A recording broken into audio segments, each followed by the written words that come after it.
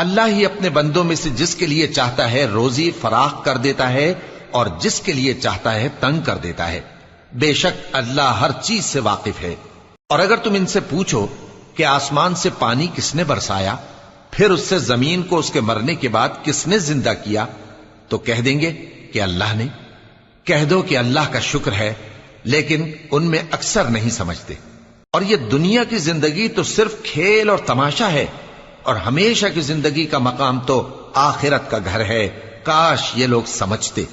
پھر جب یہ کشتی میں سوار ہوتے ہیں تو اللہ کو پکارتے، خالص کرتے ہوئے اسی کے لیے اطاعت کو، لیکن جب وہ ان کو نجات دے کر خشکی پر پہنچا دیتا ہے تو جھٹ شرک کرنے لگ جاتے ہیں، تاکہ جو ہم نے ان کو بخشا ہے اس کی ناشکری کریں اور فائدہ اٹھائیں۔